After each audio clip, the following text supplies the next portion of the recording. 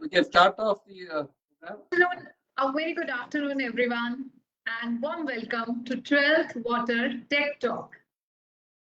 It's almost a year since when Water Tech Talk series has also started, and I'm glad to be a part of this program, which is being organized by National Water Mission, Ministry of Jal Shakti, in partnership with Water Digest. Before we start the program, I'm Anupma, the director and editor of Water Digest. And like every second Friday of the month, I would like to host you today for this very special Water Tech Talk. Today's day is an auspicious one as it is Ganesh Chaturthi. So, first of all, wishing everyone happy Ganesh Chaturthi. And let's pledge to keep our waters clean on this auspicious occasion. And I'm sure there are a lot of initiatives which are happening all across India, even on the occasion of Ganesh Chaturthi, when we are moving towards the environment and eco-friendly Ganesh Murti as well. So let's hope with all positivities we start this program. And today's Water Talk is on a very special and important topic, which is data. We all have been talking about availability of data, sharing of data, and that's where this specific topic has been chosen. So the topic for today is sharing data to share water. The talk will be delivered by Dr. Sumit Sen, who is a senior scientist, Advanced Lab for Geographic Information Sciences, IIT Bombay. Welcome, Dr. Sen. And like always, we have with us Mr. G. Ashok Kumar, Additional Secretary and Mission Director, National Water Mission, who is an integral part of these Water Talk and Water Tech Talk series. And in fact, after Water Talk, he incepted this idea of doing Water Tech Talk also. And without further ado, now I invite Shri Ashokji to kindly propose your welcome address and also about the chosen topic today, along with the chosen speaker today. Over to you, Ashokji. Thank you, Anuma. Uh, Wishing all the viewers and participants happy Ganesh Chaturthi, and I hope that I pray to God that He will remove the obstructions. And I've been facing a lot of obstruction in the data side, and hopefully that will all be cleared by Him today. As Anupama mentioned, Water Tech Talk emerged from the water talks which we have been doing from the National Water Mission side. Almost 30 water talks are over now. And we provided a platform for the activists and the people who are the thick and thin of water management to express their views and also to showcase their works in the water talk. Then we found that there are much more things to be done in the water sector, particularly emerging technology, cutting edge technologies also has to be showcased to many of our participants, because we have got very niche audience participating in our events and looking forward to our events. So we thought we should also help them provide with the latest available technology, cutting edge technology. And that's how the water talk emerged. And this is the 12th water talk. That means we have completed 1 year of our water tech talk. And we had been dealing with very, very diverse, very, very interesting topics from paleogeomorphology and stratigraphy, influence in water depletion in the field soils, learnings from Northern India by Dr. Rajiv Sharma, IIT professor from Kanpur, who was there, and also Dr. Pradeep from IIT Madras, who talks about harvesting humidity from water. We had from the IVL, Swedish Environment Research Institute, talking about the recycle of water. There's Indrashekar Sen, IIT Kanpur, paradigms in water quality monitoring, developed in-house developed technologies on quality monitoring. We also had theory on oxidation technologies, TDAX, then also Ashwagosha, Ganju, ice, water resources, sustenance in ecosystem, isotope applications, investigation in water management by Vishnu Kumar. Ashok sir, Ashok sir, your voice is not that audible. Okay, okay. Yeah, I request Okay. you to. Yeah. So this very, very deep cutting edge technologies were provided in our water tech talk. And now, but then very important is all the science and technology are evidence based, are based on hardcore numbers. So the foundation of all the technology or the operating technology is numbers and data. And on and in scientific analysis of things and in a scientific environment, all decisions are taken not based on uh, questions, but basically on hardcore data and the numbers. That is where today we thought on this 12th day, we look at a very fundamental aspect of technology, the data. And the technology in water is a very complex issue. I think water may be simple, but the technology in water, the data in water is very complex because many of the data on which the decisions are made are many times challenged. Many times they don't exist. We try to get some figures and try to do of it. In fact, the goal number one of the National Water Mission was also to provide a platform for a common database for everybody. And now the government of India also has set up this WARIS and the organization and WIC to gain collect information from various sources and coming into the platform. We have when as a part of the Jal Shakti Abhiyan Catch the Rain campaign, when we are doing, we are trying to get the numbers from the various states on the number of water bodies available. And I found that many states have different databases which not get integrated one national database. We have technologies come up with geospatial satellite technology, imageries, etc. coming up. Again, different states have different parameters operating. So we are not able to get a very one interoperable system and a robust database for the entire country for making informed decisions. And as I said, with artificial intelligence coming up and machine learning all coming up in the technology forefront, numbers and data are very important. And we are looking at improving the water use efficiency from 20% from by 20% from where to where we don't know. These are all basic fundamental data problems are there. In fact, in the climate change issues also in the NDCs also many times the and SDGs also where they have not really specified any numbers or quantitative targets for the water sector.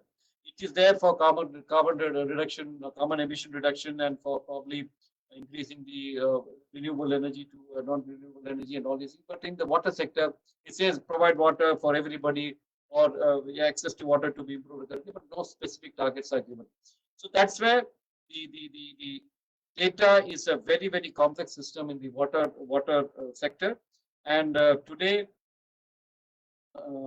we have a very important speaker with us, Dr. Sumit Sen, and he will be talking about various aspects of interoperability of data and the various standards in the world, etc., and also in the geospatial context. So Dr. Sen is our principal, is a senior scientist in the Advanced Lab of Geographic Information Sciences and Engineering at the Department of Computer Science and Engineering in IIT Bombay. He's also a principal collaborator at the BM Stack and adjunct faculty at VJTI Mumbai. He completed his master's degree at City University London and worked as a researcher in IIT Bombay and University of Manchester, Keio University, Chubu University, etc. Excuse me. His primary research domain has been spatial databases, analytics, and interoperability. He has published many papers on international journals and conferences on topics related to geospatial ontologies, data integration, spatial data infrastructures. So, as I said, this is probably one of the fundamental building block of the water management. Water management, as people say, if anything is not metered, it cannot be monitored. If anything is not monitored, efficiency cannot be improved.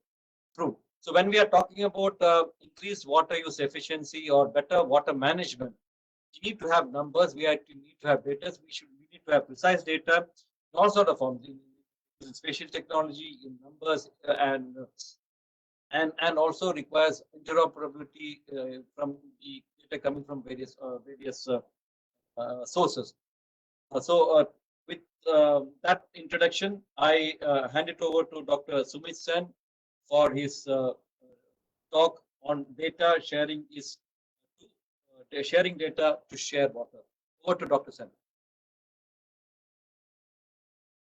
Thank you so much, Ashokji. I mean, it couldn't have been a nicer introduction, and definitely the significance of sharing data related to water can never be undermined. I want to start by saying that I am in the GIC lab in IIT Bombay, and today is Ganesh Chaturthi. Bombay is more or less closed. So I will start with a little prayer for Ganeshji. Vakratunda Mahakaya Surya Koti Samaprabha Nirvigne Kurume Devo Sarvakareshu Samapra.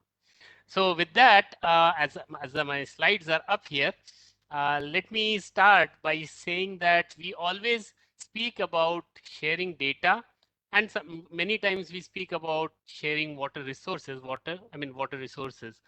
But when we share data to share water, that is something unique, and I will explain why this is unique and why this is new. But again, there is another Sanskrit shlok which I wanted to say.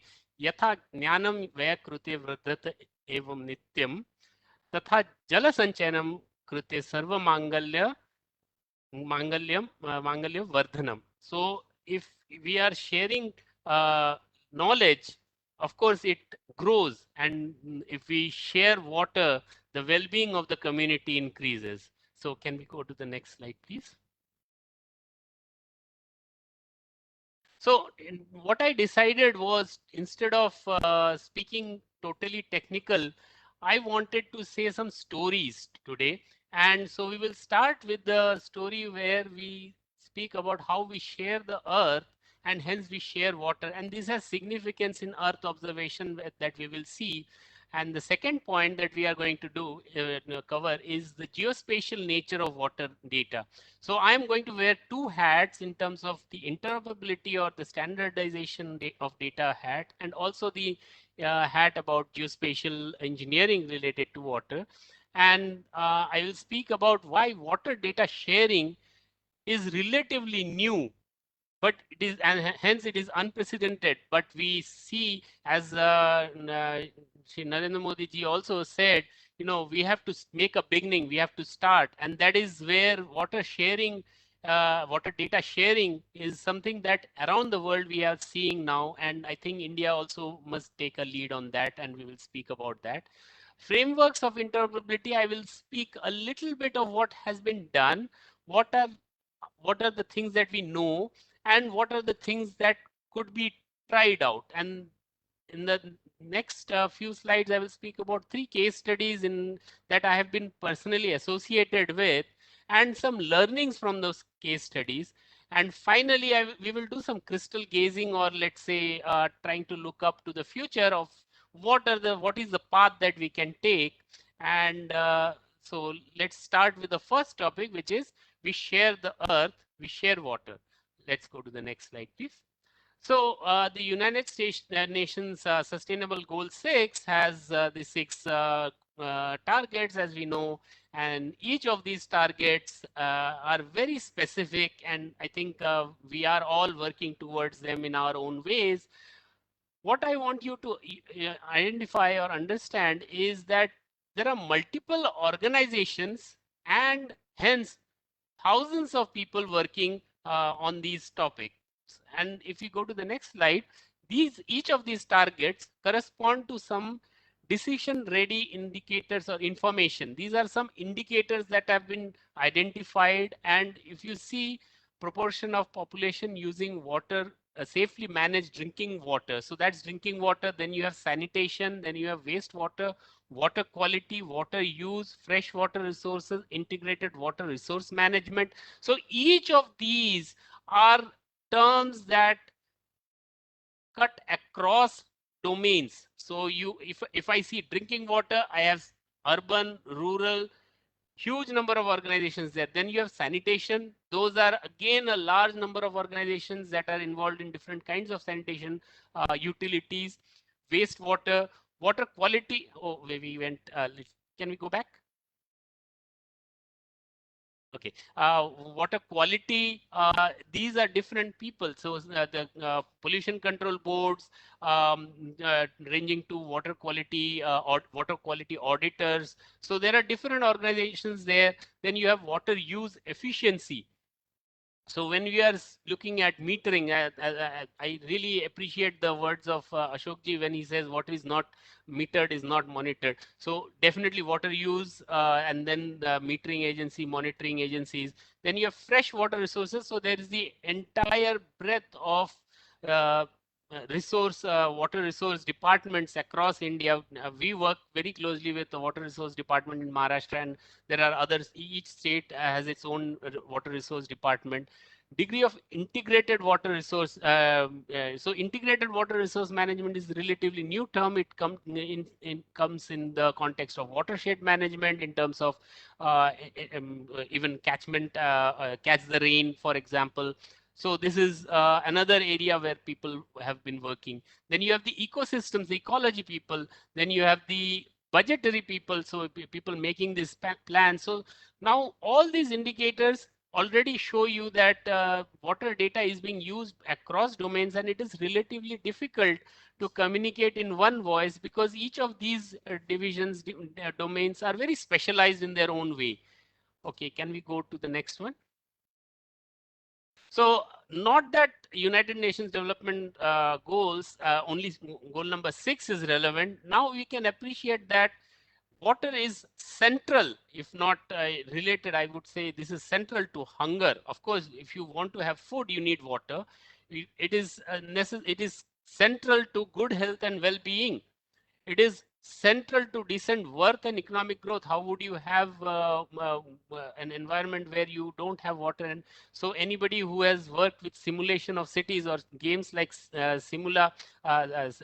city simulation games, you will know that if there is no water supply available, the city or the civilization is set to doom. Industry, innovation, and infrastructure. Without water, there is no industry. Sustainable cities and communities have water at the core of their development activities. Then there is responsible consumption and production. We speak about, what is the water consumption across India, and especially in urban and versus rural. We speak about other countries versus India, and we are very famously quoted everywhere that, our water consumption per capita is more sustainable than many other places. The climate action dialogues are also very keenly focused on water. Then, of course, we cannot speak about life below water without water. And of course, life on land, which is also sustained only by water. So all these are across domains, and hence water is a dialogue that is done in multiple languages. I'm not speaking about languages as in English, Hindi, Marathi, and so on. I'm speaking about languages that each of the domains speak, and hence their own vocabulary. So can we go on to the next slide? So now I also wanted to say that within, this is a case, this is from a case study in Utah in the US, but this is everywhere. We will see that water is a local subject. It starts at the municipality or a local government level. It goes to a watershed or a region. Now, this distinction is very important because within our lab also we have realized that you can't forego the natural boundaries of a water, which is the watershed region. and hence there are some administration, some activities that are done around that region. Then you go to the state level and the central or the federal level. So, but if you understand the complexity dealing with this, not only we had the domains, but we have a regional players changing over places. And India, we have the additional, let's say, additional um, thing to cross, that is the language barriers, but we can get them done as well. But we have to recognize that integrating social and hydrological sciences for understanding water is challenged by water management complexities. But the key here is also that the answers to these challenges come from data management technologies. So that is something of an opportunity that we should not forget. Go to the next slide, please. So now let's focus a little bit on the geospatial nature of water data. And here we will speak about how it's not just variant spatially, but also variant spatio-temporally. Jalame kavidham sarvapatatnyandra nabhastalat. That is, water falls almost the same everywhere. You know, the atmosphere is there. But tat patat patitam chaiva desha kala vipajnate. So depending on time and place, it flows differently. Now, India has 17% of the world population, but only 4% of the world's freshwater reserves. Everybody says that. Precipitation, reservoirs, drainage, network, groundwater are all spatio-temporally heterogeneous, which means spatially, not only spatially, over time reservoirs, precipitation, groundwater, they change. So spatio-temporally.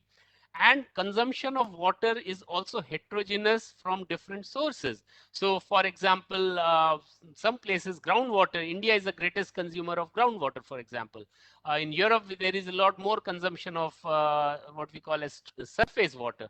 In so, and then in the northern parts of India, of course, we know that a lot of the water is actually coming from the mountains, the glacial water. So the consumption pattern is also spatio-temporally heterogeneous, and it also varies from season to season. It varies from year across the years, as we will see in some of the slides ahead. Please go ahead now. So the total blue water, this is the source is Water Resource Institute, the total blue water across the world, and where you can see the deep dark blue, some of them are actually close to India as well.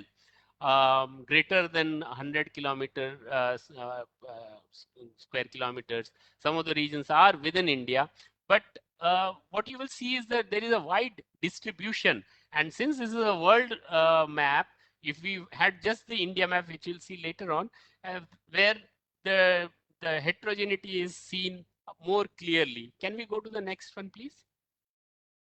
Now, this is the baseline water stress, again from the same source, published, I think, a few years back.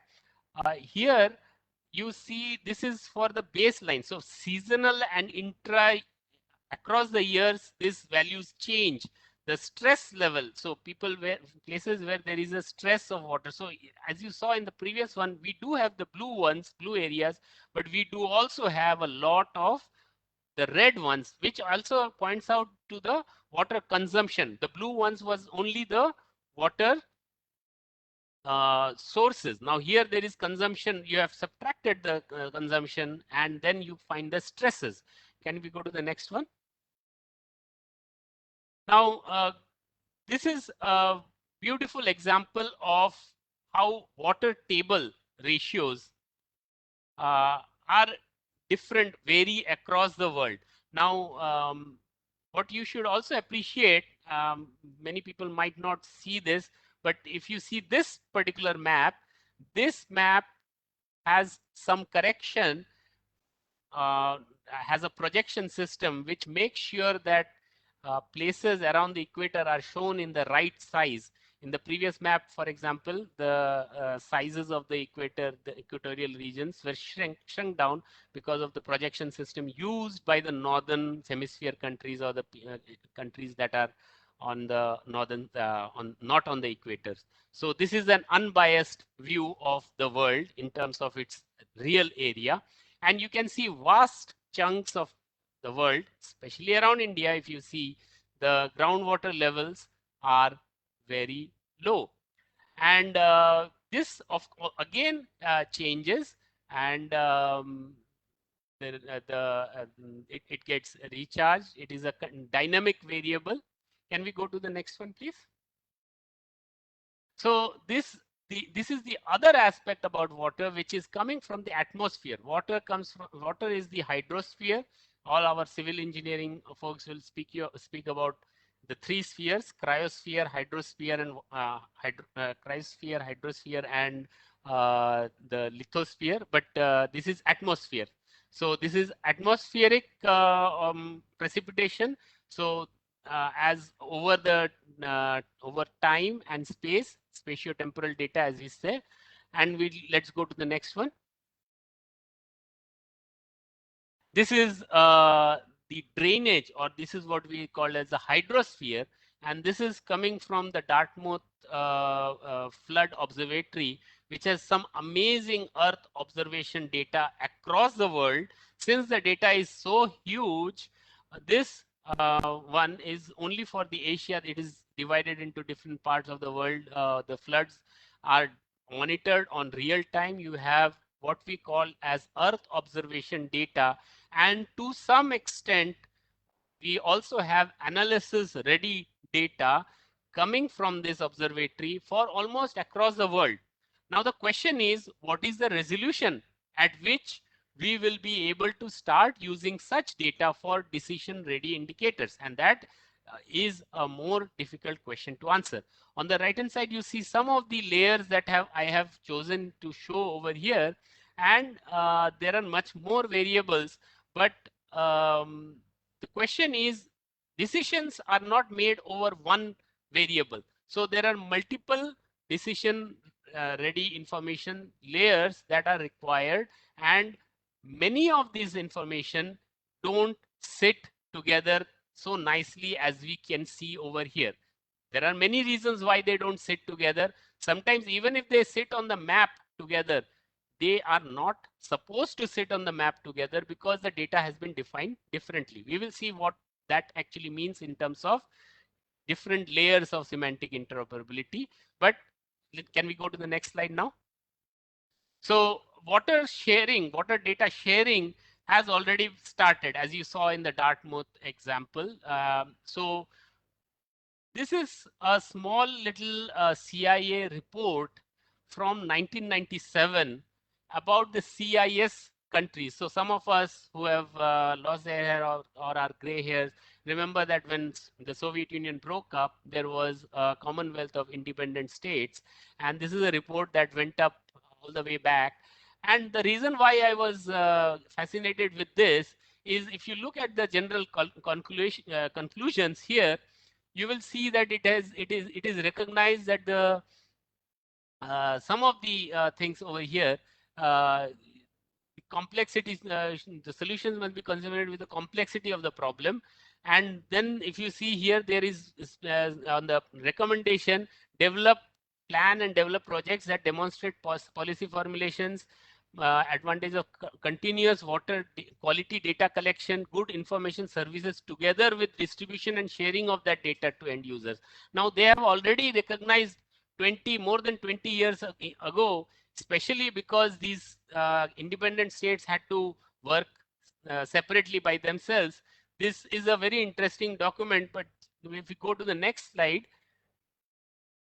this is what people are doing right now in the UK. So this is Utilities Week, which quoted the efforts in the UK of trying to share water data and hence transform the water sector.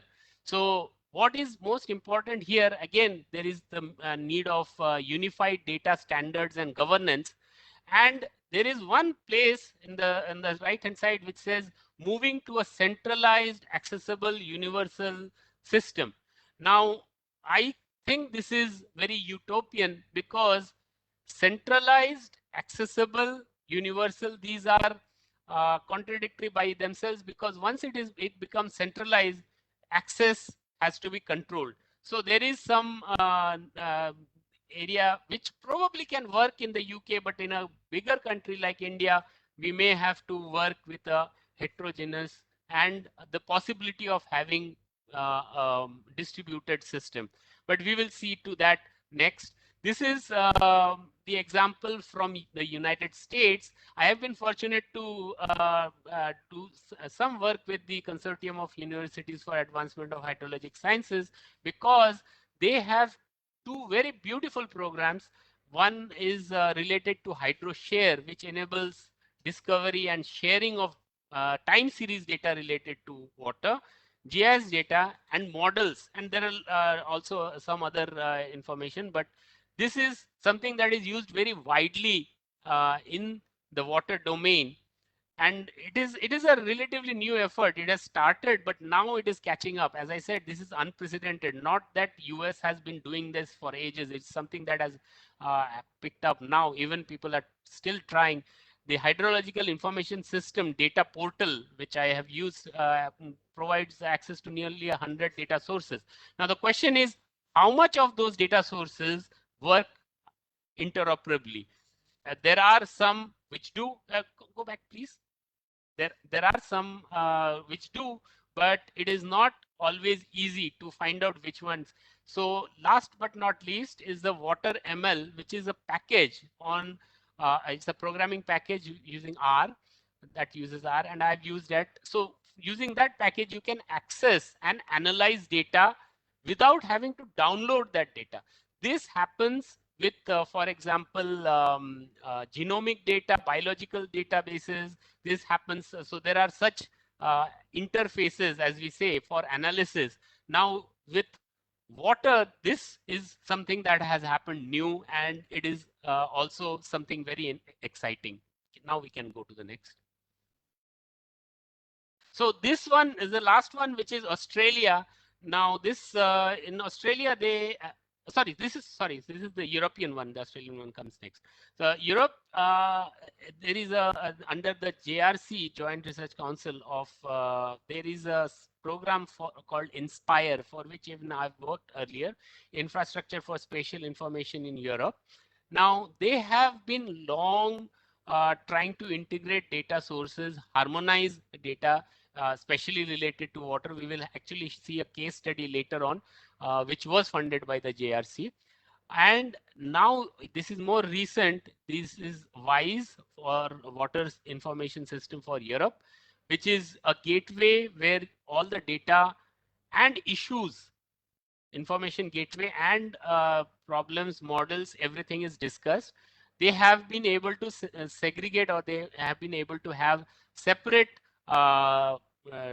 programs for the marine information. They are very keen about that, and for the fresh water, which we count as drinking water in India.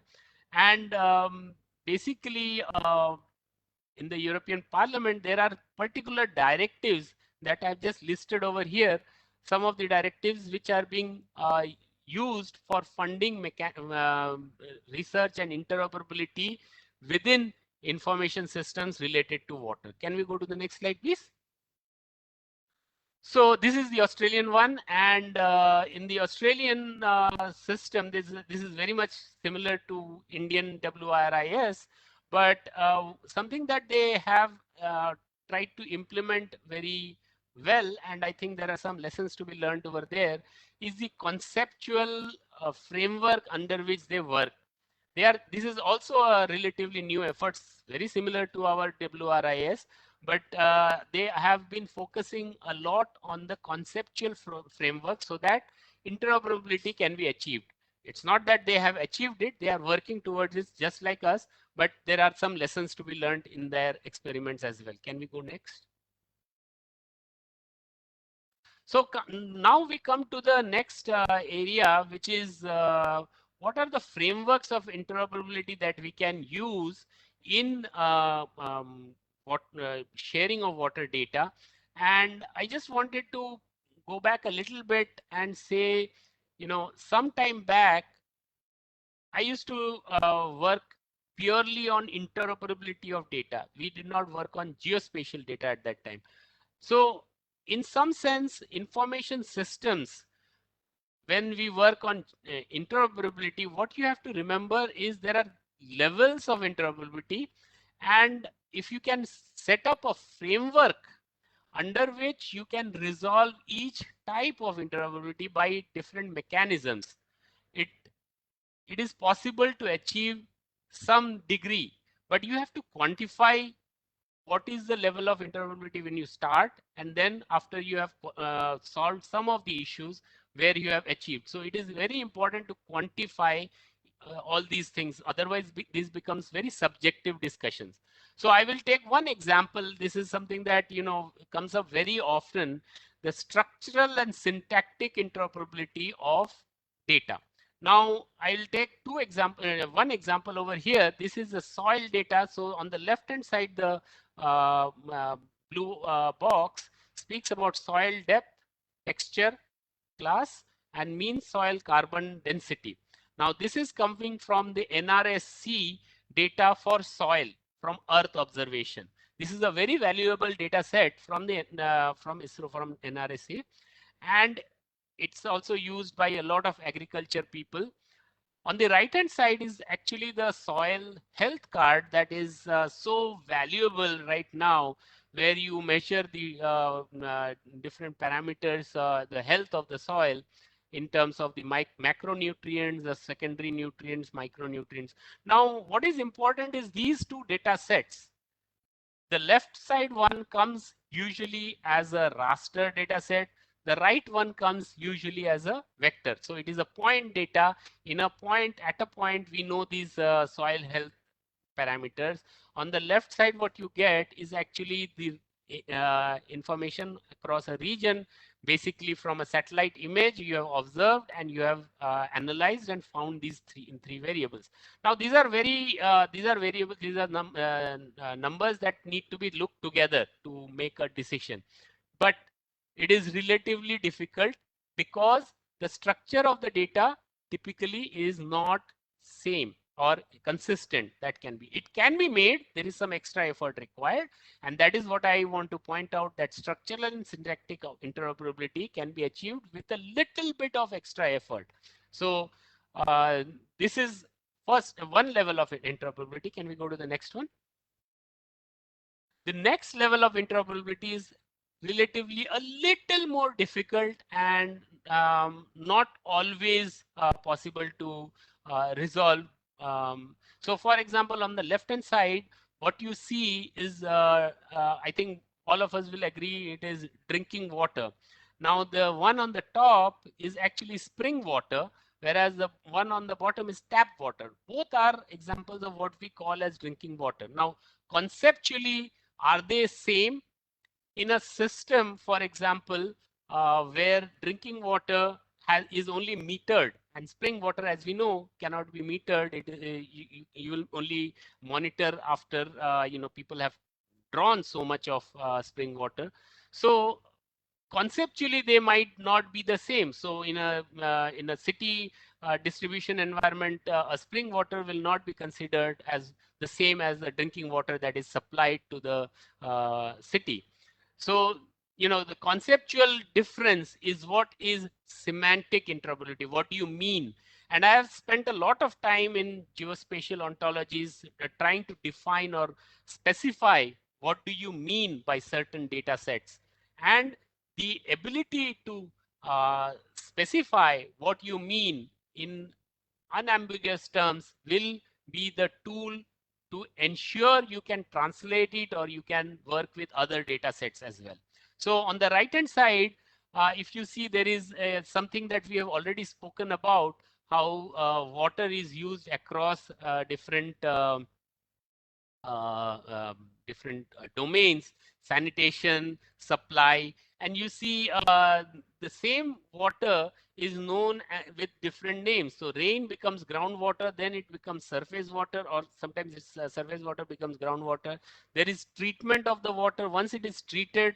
So the water remains the same, but conceptually it has become a different entity. now it will be entered into a system differently. A major challenge over here is to reconcile with the fact that groundwater is relatively has an extensive data information system environment headed by the Central Groundwater Board in India, and surface water with the river and surface water agencies, that reservoirs and water resource departments. Now, of course, when we come to water harvesting, it merges the two, and National Water Mission, as Ashokji says, it deals with both. It deals with everything. So that semantic interoperability is very, very critical to achieve when we are speaking about saving and using all the water that we get. Can we go to the next slide? So again, just to recap, interoperability, you can resolve one at a time. It is uh, better to, technical interoperability is the easiest one to resolve. Suppose you are using Windows system, Linux system, you can resolve those differences, not a problem. Some years back, people spoke about open systems and legacy systems. All those are over now. Everything is open systems. Syntactic interoperability is what is data formats. So that since the 2000, at least in the geospatial and other domains as well, with the advent of XML and other standard data exchange formats, the syntactic interoperability requires some effort, but not too much. Semantic interoperability, on the other hand, requires uh, thought, specification, and it can be achieved most cases. Organizational interoperability is when within my organization, I work a certain way. This is the ISO standard I deal with. And another organization has its own set of ISO standards and they comply with it. They are doing perfectly well. But when you want two organizations to work together, that that level of interoperability challenges is what you have to face, and this I think is also reflected in the national in the Department of IT, I think national e-governance, I think, where they have a similar model. I think in 2015 they have established the interoperability models for e-governance as well, with these same four factors. On the left hand side is something that I wanted to point out, is comes from the Open Geospatial Consortium, which I want to introduce right now. Is a consortium of all, or at least most of the organizations that work with geospatial data across the world. They are based out of the US. They have an Indian presence as well. Many Indian organizations are member of these Open Geospatial Consortium. Now, their focus is interoperability, and they have a program. They not only do standards, and we will see some of the standards later on, but they also focus on establishing interoperability by a agile uh, innovation process, which is where you do iterative experiments until you achieve an interoperability objective or a goal. Now, this is something that is done by OGC. We will discuss this a little later again. Can we go next? So water standards, there is, as I was just saying, almost 1200 ISO standards are there in all different aspects of water data, and many agencies do amazing work. There is this HEUK framework where people think that you should be able to use this HEUK framework to resolve or to address data interoperability in I think this is general, but also in water, I think. So what you want to do is homogenize. So you want to have shared vocabularies. Now this one says common vocabularies. This does not always happen. You can have a shared vocabulary.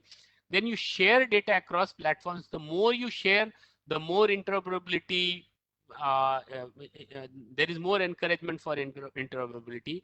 Then there is the aspect of knowledge graphs, which does away with the idea of having a structured data table names, what I call this table, what I call this attribute. So for example, the data.gov website, the India DataGov portal has a huge knowledge graph which has been exported, and people use it for multiple things. Unfortunately, though, the normal people or the people who use information are not expert in using knowledge graphs as sources of information. So they need some kind of an interface which will be able to extract or search in the knowledge graph data. Then of course it is also very important to share your use cases, define and elaborate, say this is what I want to do, this is what I do with my data, this is what it is. So that is a better way of specifying what data it is, rather than trying to write long descriptive text. So those are the four ways of promoting interoperability. Then on the right hand side you see um, a a table of different data standards regarding water. So water data catalogs, water data as a service. So this is in the US, I think, more or less, where they have implemented some of these standards, and some of them standards have not been. So when you see a number 3, it is already like it is uh, it is getting implemented, or it has got implemented. And on the left hand side bottom you have a list of OGC, as I said, Open Geospatial Consortium, list of water data related standards that OGC uses. The advantage about this is, these are very specific standards that have evolved out of interoperability experiments. So some of them, I think, even in India, we can start using very easily. So for example, sensor web, I think we have already used in many other projects in India, observation and measurement, O&M. So we will see this a little bit in a little bit more detail. Can we go to the next slide, please? So this is the OGC. I'm not going to explain the whole slide, and I don't expect you to read this slide right now. But if you are able to look up water markup language, water ML is a standard which has now been adopted in many places. And why I think this is exciting, because it shares a schema or a conceptual model. Can we go to the next slide? Okay, this is a conceptual model, and if you see here, there is a groundwater. This is for groundwater markup language, and you see the conceptual model is very well thought out.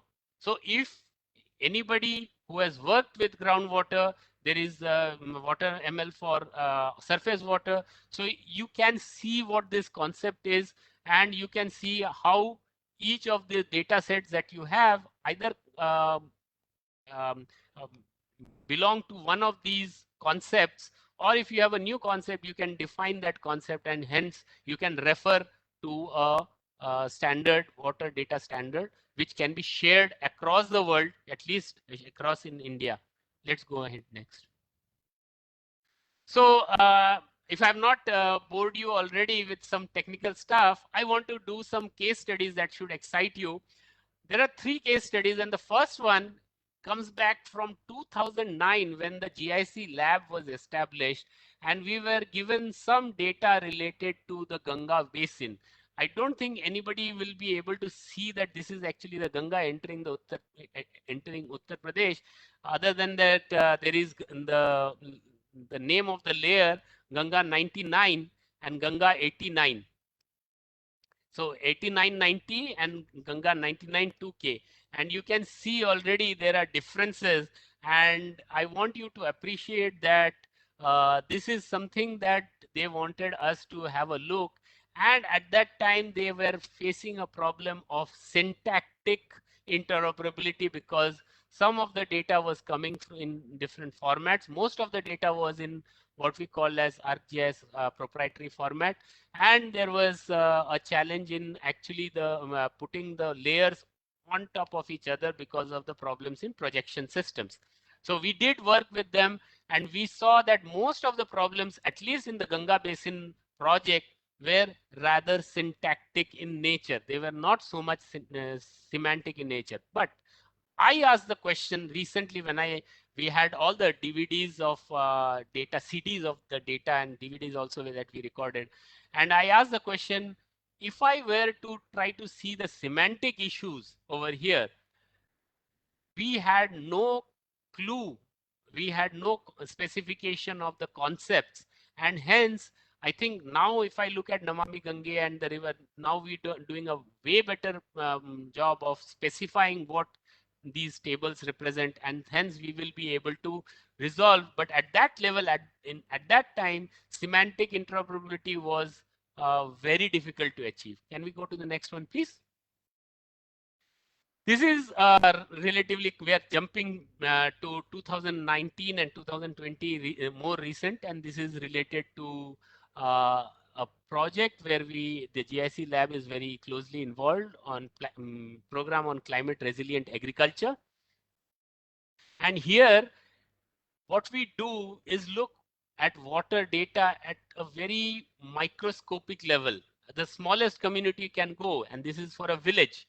So on the right hand side, what you see is a study result of the study for the water balance in the Paradgaon village in Jalna, I think. Uh, in the taluka, it's up there. So this data is available on the Pokhara website itself, and what you see is a lot of the result of a lot of analysis. So this is the how much of water came in the area, how much was runoff, one was how much was transmission loss, evapotranspiration, how much was return flow, how much was runoff outflow. So this water balance data was very duly created after analysis, and it assimilated a lot of data sources.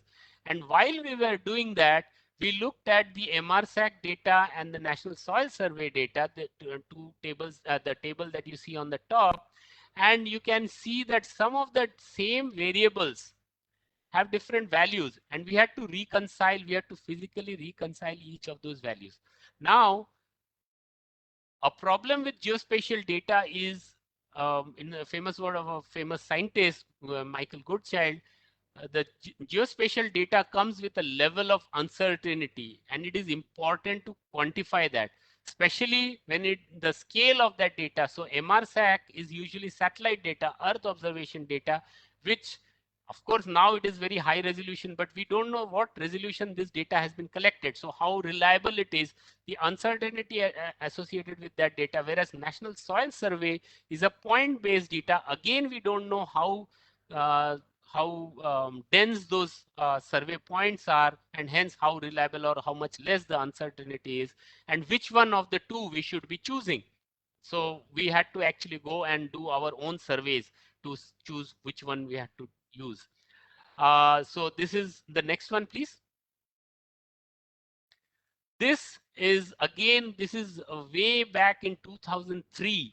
And when I first started working on interoperability with geospatial data in Germany, and the reason why I took this up as a use case, because uh, many times people compare India to Europe because we have states, boundaries, and we have data, one river flowing into another state, and then there are floods. This is an example where the Elbe River, which flows across multiple countries, actually had a lot of floods in 2000, I think before 2003. So they spent a lot of money trying to set up sensors and information systems that could monitor if there was a flood.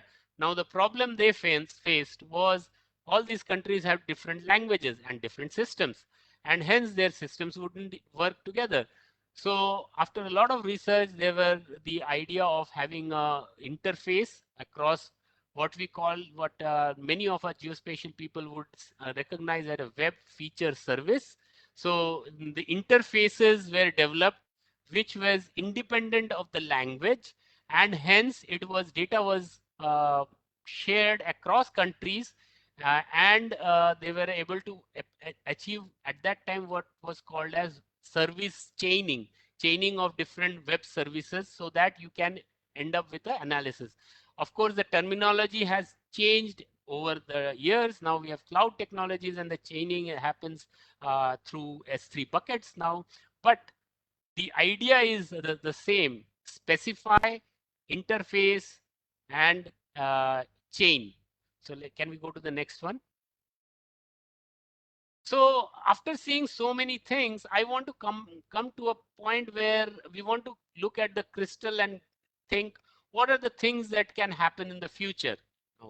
And I think I can't disagree with Professor Gosen and from IIT Delhi, where he says that unfortunately there is no such provision for hydrology data exchange within the Indian community. Moreover, these standards somehow fail in providing powerful communication of the spatial hydrological data. Uh, their study, this paper, investigates the shortcomings of the existing industry standards and demonstrates a set of requirements for effective exchange of the hydrological information in the Indian scenario. Now, I want to put a little caveat here that, of course, this is coming from a professor of hydrology. Uh, so there is also, if you remember, at the atmosphere, hydrosphere, cryosphere, and the underground, so let's say lithosphere. So we have to combine that for data exchange. Can we go to the next one? And one opportunity exists in terms of the Open Geospatial Consortium's innovation program, under which we can try, there are different ways of trying to achieve interoperability with small iterative incremental experiments to see what works and what doesn't. And that is my proposition, that we start to quantify the level of interoperability that exists right now in sharing data. I know that certain organizations like CGWB and I think the river department also works with the National Spatial Data Infrastructure and shares its data. The WRIS also shares its data in the National Spatial Data Infrastructure. But I think sharing the data and it getting used, there are two different factors. So we, to actually use it, we have to do some experiments and see where are the bottlenecks. And can we go to the next slide, please? So this is my proposition for the crystal gaze. We would like to see, and I think the academic, the research community, I think also the Association of Geospatial Industry, the OGC, everybody is excited that India does have the vision to move forward and look at all these different data sets that have been organizationally different, not only syntactically, semantically, also organizationally different houses. They will come together under the National Water Mission. That is our vision. That is something that we think is uh, what we look at the crystal and say, you know, maybe in the next 10 years we will, or next 5 years, we will be able to achieve, you know, the level of interoperability where all this data will work each other. And if I want to work at a local government level or at the central level, I have the comfort of working without wondering, will it actually work together, or will I have to start from scratch? So I will stop here, because I think I have a nice quote from Chanakya, which I'll let you read. But the point is, we can have more questions and discussions.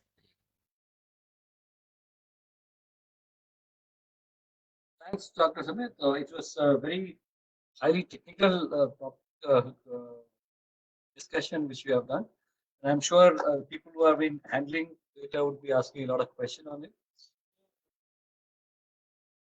As you rightly mentioned, India, the water had been operating in silos. The urban sector and rural sector, whenever used to exchange data, the surface water and groundwater had a problem with exchanging data. States wide had a problem of exchanging data. And flood management, all this requires a very understanding of on a scientific basis. It requires a lot of understanding on the and also the exchange of information between various parts of the country. Probably, as you rightly mentioned, the effort which the NWACIC started, because they also had started the separate WRS, and they are now going to platform under WYC. So they are trying to get all this information on a platform and disseminate to the people concerned.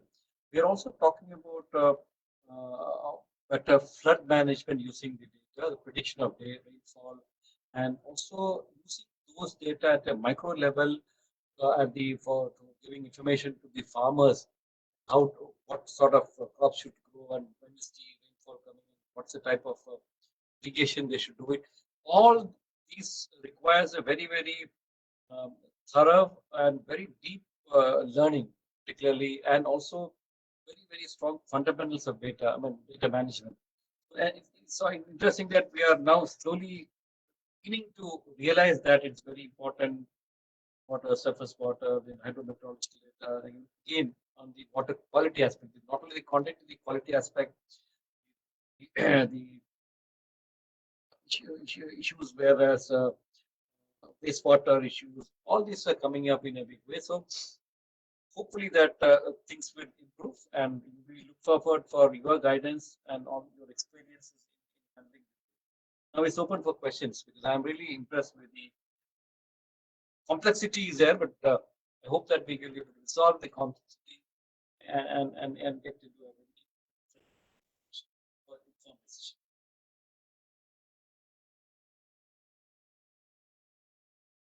So now we are officially open for the question answer session. And for all those who have joined us for the first time, I would like to quickly introduce you with the format. One, we are live through social media as well, like Facebook and LinkedIn as well. So if you have any query, you can write it there as well. And all those who are inside this program, and you have an option of raising your hand. You raise your hand, and my team will unblock you and maybe unmute you, and maybe you can introduce yourself and put forward your query. Apart from that, you can also write your query in the chat box and we will take it up as well as the comments. So now we are officially open. Kindly raise your hand or write in the chat box. I request Dr. Dharamveer Thareja, you may please ask your query.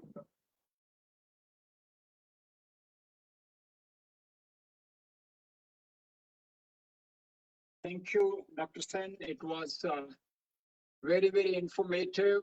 A lot of new terminologies, even for a water source professional.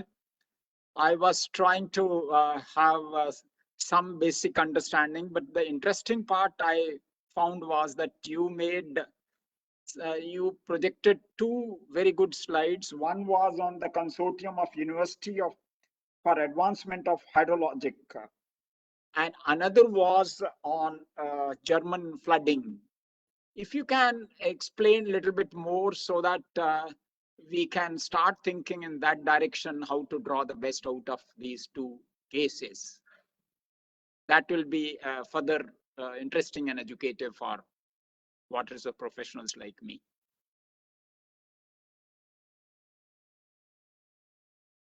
Thank you so much. I think I will start with the second question because it's very dear to me, and I think flood management, where especially natural boundaries don't really coincide with administrative boundaries. Um, the important thing is to understand as what is going on in terms of much of the floods. I will not speak about some other events like cloud bursts, which you don't get much headway, but much of floods do give you a lot of time, and in fact every year we miss out on the opportunity of knowing or describing what that event is going to do. Now, what also is important is recognize that in India and around the world, the flood basins are the places where you will have most of the population. So there is a vulnerability. Now, the question is, how do you quantify this risk? In fact, right now we are in the midst of disaster management pilot, where we have the same question. that we tried to answer during the German floods last year. And we all know this year Germany had very bad floods where people died.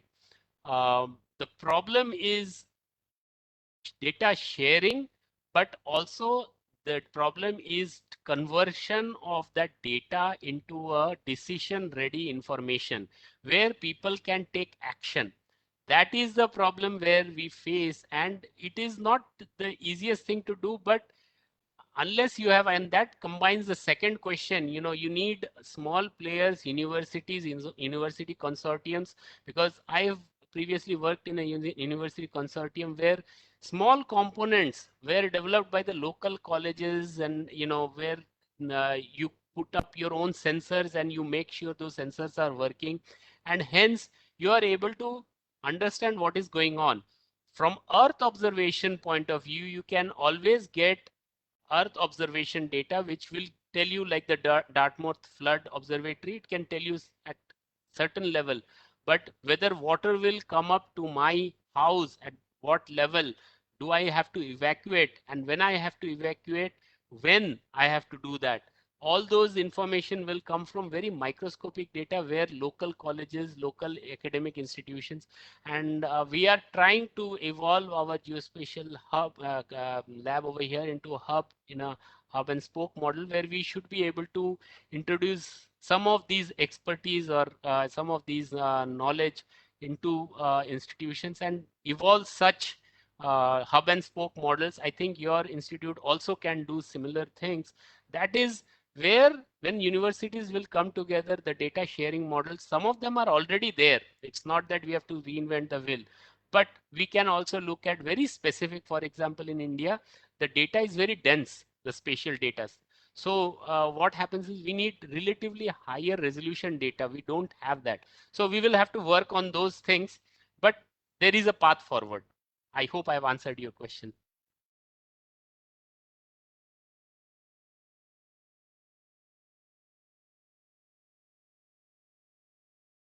Here's one query by Dr. Dilip Kumar, who says water management today is much related to real data. We have very poor framework for real-time data collection and sharing. So looking forward to your inputs to improve the data.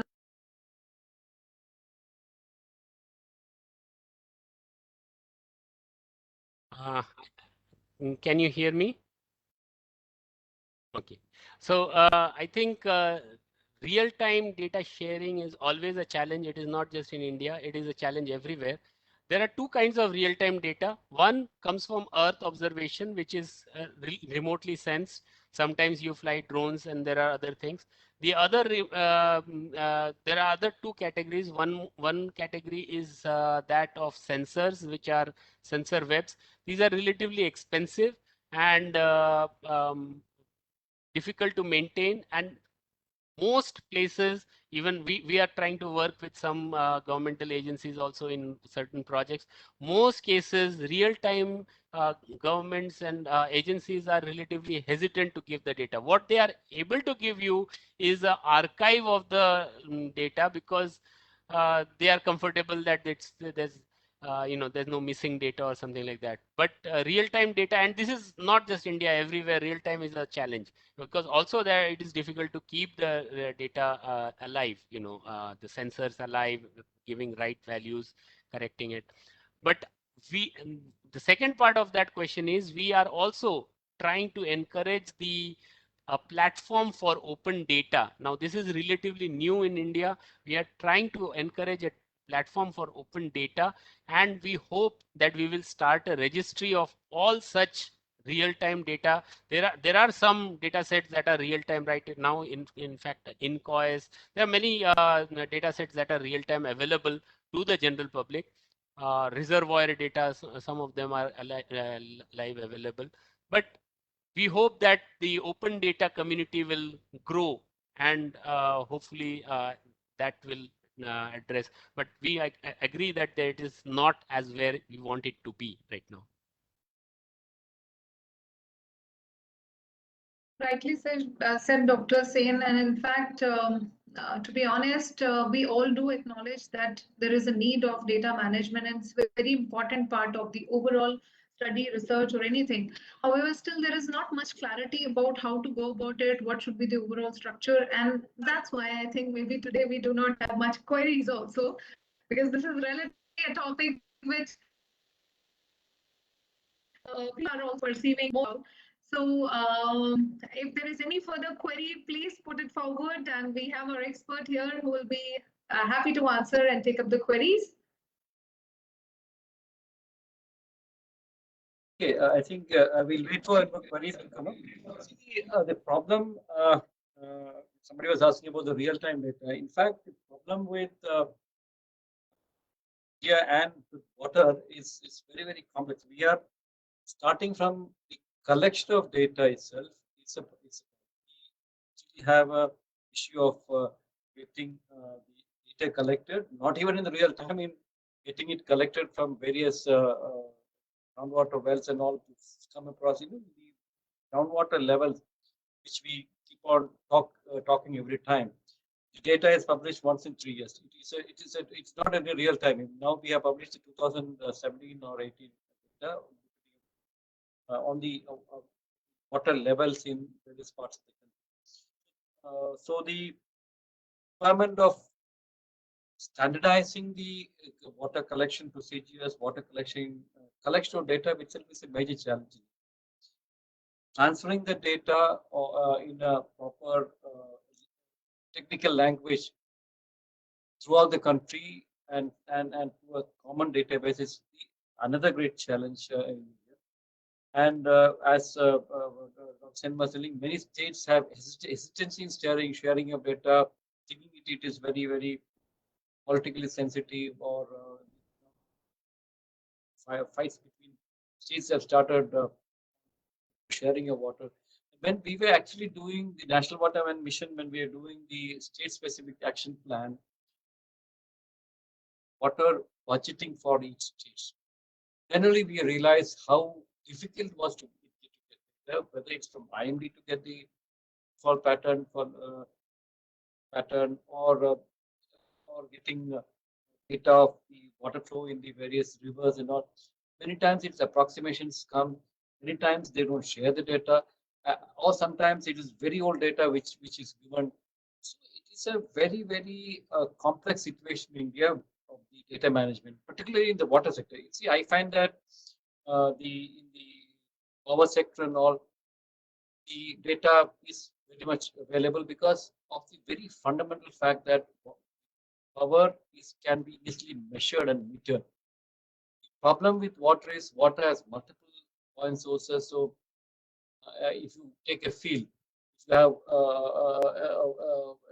water pumping the water from the underground, there is one water connection for electric meter, and a quantity of electricity used can be measured by measuring the connecting it serially to the wire which consumes the power. But in case of water, it's very difficult. In a field, also you get multiple sources of data is available, water sources are available, and measuring and metering itself has to be clearly evolved in many places. So there are challenges in measuring the data itself. So that's one very important aspect here. Second, what has different aspects also. The quality aspect is there, the quantity aspect is there. That is another big challenge. So with all these things, we have actually a big challenge ahead of us in formalizing appropriate data management structure. I don't know. Okay, so this is what I feel, because this is what I've been interacting with very people, and the very fact that the it's like an open black box for us many times. So tell me about it. So I just wanted to add one more point. I think this is a suggestion. I have realized in all countries, wherever organizations, not just countries, organizations, wherever there is this question of we want, it is sometimes useful to have a nodal person like a GIO, CIO, or Geographic Information Officer. So what happens is once you assign responsibility to that person, maybe it is a very difficult task, you want to shorten his load, but if you assign that responsibility, that becomes a mission mode for that person. So generally, I've observed that if you have a GIO, for example, within the what different silos that we have, if you have one GIO, it makes easier to, rather than everybody talking to everybody else, having a GIO is usually works better. Integrate. So now that's why in the district level, gastric level, we are focusing along with the construction of rainwater harvesting, catching as much rainwater as possible. Also trying to the crowdsourcing of information of the water bodies. That itself is a major challenge because we still do not have an exact number of water bodies in harvesting structures. Keep on having different numbers coming up every time when it's get a very at least to a large extent accurate database. We are trying to do a crowdsourcing of database and crowdsourcing on that, and hopefully we get a very at least very high degree of accuracy, and then start for a scientific planning. That's what we are looking at it. I don't know how far we'll be succeeding, but it's an attempt which we have made. We are also trying to uh, satellite imagery techniques also to get these details and then overlay with the soil structure and etc. to plan for the appropriate rainwater harvesting structures. This is a long-term vision, but the data itself is a major problem because when I remember when we were in the water supply boards, the water metering was a very major challenge that time because of the different types of meters which we are using and the claims from the users. And there's a fundamental resistance of these are all not only technological issues, these are all issues in the ground. So much of issues which we face. Anyway, it was a very interesting topic, and hopefully people will understand the importance of data and correct data. And as I mentioned, unless we measure something, we will not be able to monitor it. And monitor it will not be able to change. End of our is to increase the water use efficiency, the management of water. Because every time we keep on saying that India has a lot of available, especially the variation, but sufficient water is available, and their problem is on the head of the proper water management. To have a proper water management, we should have a informed decision. Have an informed decision making. We should have data, and that's where the whole challenge comes in. So hopefully, uh, guidance there of people like you and experts and the best practices from various parts of the world.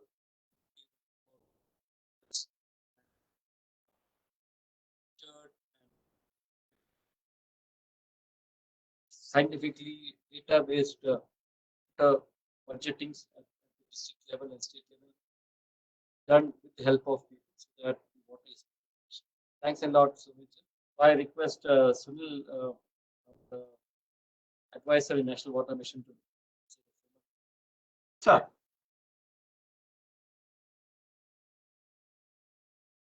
A very good afternoon to all of you and a very happy Chaturthi.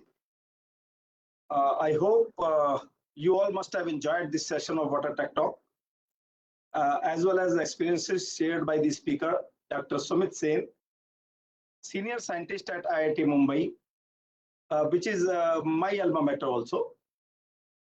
On behalf of National Water Mission, I extend very hearty thanks to all of you for sparing your valuable time out of your busy schedule for attending this 12th Water Tech Talk. We are really grateful to our Additional Secretary and Mission Director for his able guidance, which has always encouraged us for organizing Water Tech Talk series. He is the driving force behind this talk series. About Dr. Sumit Sen, he has vast experience on geospatial ontologies, data integration, and spatial data infrastructures. Ontology means part of philosophy that studies what it means to exist. He had completed his master's at the City University London and has worked as a researcher with IIT Mumbai, University of Munster, Keio University, Chubu University. He is currently a consultant for Genesis International and SKM University. I owe special gratitude and sincere thanks to our special guest speaker, who, despite his busy schedule, found time to enlighten us about spatial data infrastructure and prevailing standards for sharing of water-related geospatial data. His presentation brings out the main knowledge gaps in data sharing, and he presented 3 specific case studies to explore the limitations of data sharing across applications and organizations. He has explained the deep technical things in a very, very simple manner, like an experienced professor. Also, there were discussion with delegates. I can say that with today's discussion between Dr. Sumit Sen and the delegate, we can vouch that this Water Talk has become a platform for discussion on technical matters of water, which was the basic aim of starting this Water Tech Talk series by National Water Mission. We are lucky enough to get knowledge on how interoperability can be achieved through iterative processes and experiments from such an experienced scholars. I also express heartfelt thanks to all of the attendees for joining this session of Water Tech Talk on virtual platform and had a patient hearing to our speaker to make this event wonderful and successful. I also convey my sincere thanks to Team Water Digest and Team National Water Mission for giving their wholeheartedly support in organizing this Water Tech Talk. Thanks to all of you again, including attendees, for making this Water Tech Talk a resounding success. For the info of all, I want to convey that National Water Mission is organizing Water Tech Talk on 2nd Friday of every month and Water Talk on 3rd Friday of every month. National Water Mission requests everybody present here to participate in these talks and share the knowledge of distinguished speakers in the field of water. See you in the coming episode of Water Talk to be held on 17th of September. That is again on IDSC Day. This is also the raising day of my cadre, IDSC, Indian Defence Service of Engineers. Till then, goodbye, take care and stay safe. Thank you very much. Jai Hind. Thank you, Sunil ji, and thank you, Dr. Sen. Thank you, Ashok ji, and all the lovely participants who participated in this Water Tech Talk and are also watching us live through various social media handles. So, like Sunil ji mentioned, we see you soon next Friday for the Water Talk, interesting Water Talk. So, till then, take care and have a wonderful evening ahead. Goodbye. Thank you. Goodbye.